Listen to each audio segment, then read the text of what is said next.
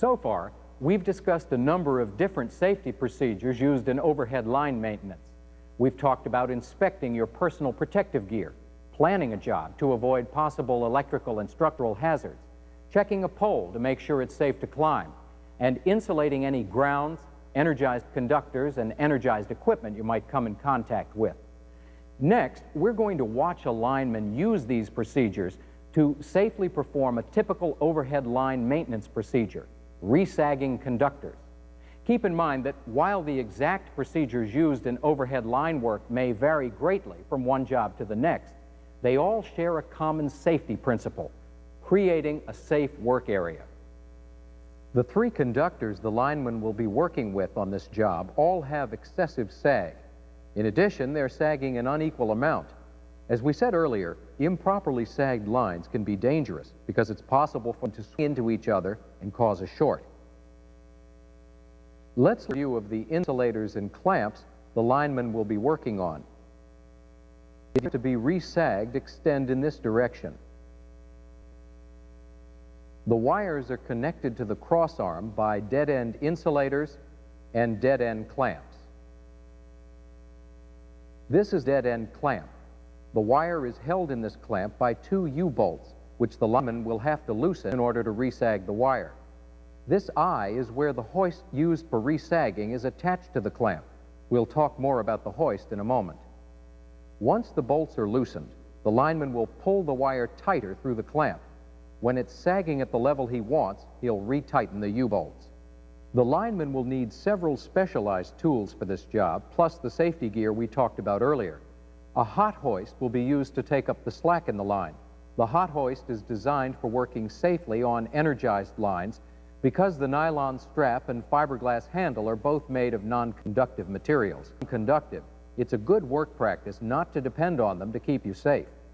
The lineman checks the nylon strap to make sure it's not cut or frayed. If it is, he should turn the hoist in to have the strap replaced. He winds up the strap to see if the hoist mechanism is working properly. He also checks a wire grip attached to the nylon strap. The wire grip is used to grasp the conductor firmly so it can be pulled up tighter. This preliminary equipment inspection is an important safety practice. The hoist and grip will be the only things holding the line's weight on one end. Once one of them malfunctions or breaks, the conductor could come loose. Other equipment the lineman will need for the job includes blankets to cover the neutral spool, primary disc insulators, and dead-end clamps. He'll also use line hose to cover the neutral and primary conductors, and blankets and hose while they're being sent up the pole. He also adds a hand line and a rope sling.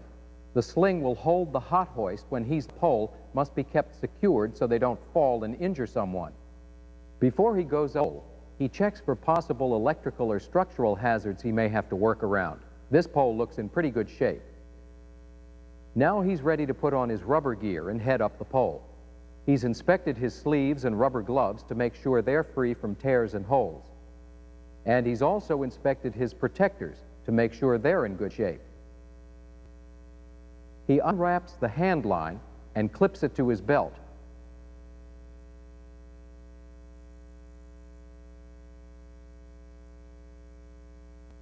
Removes his gaff guards, and he's ready to go up the pole.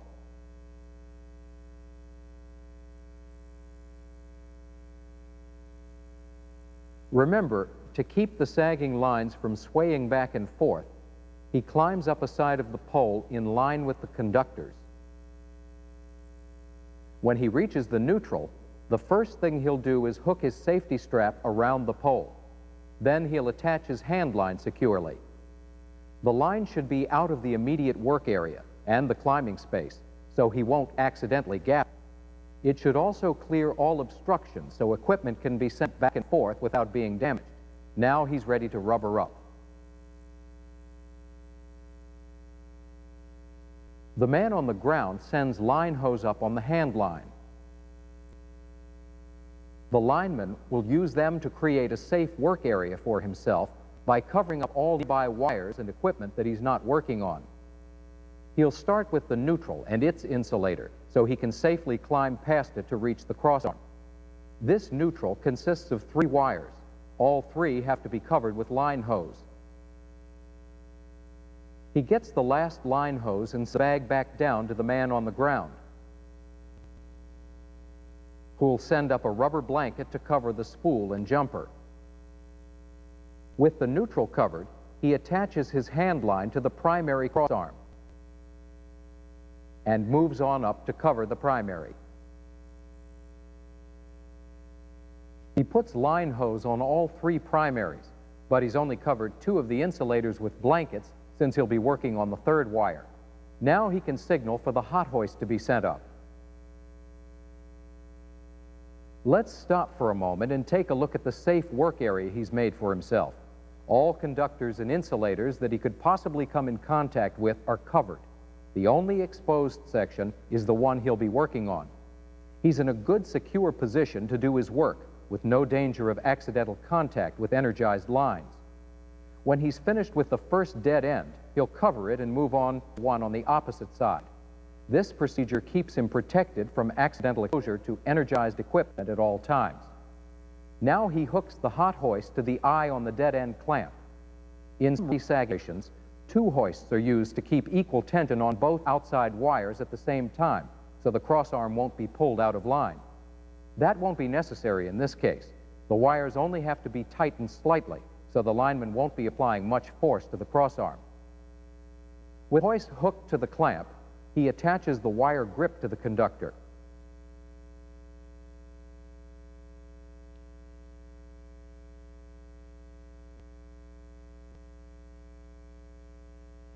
He winds up the hoist to take up slack in the strap.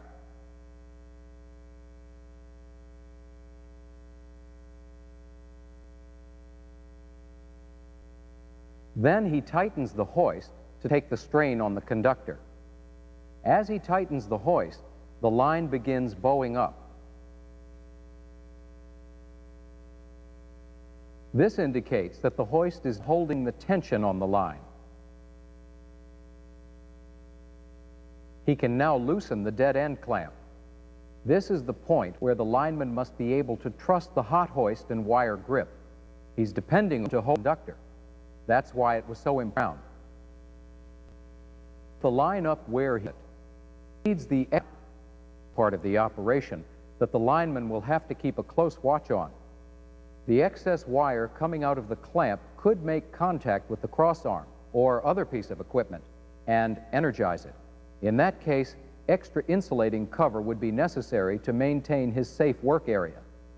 He'll retighten the clamp and make sure all nuts are tight on the U-bolts.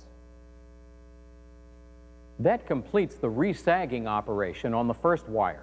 He'll put a blanket over the clamp and insulator, then move over to the other outside conductor and resag it. He'll finish the job with the one in the middle. It may appear that all the safety procedures a lineman has to go through take him longer than the job itself.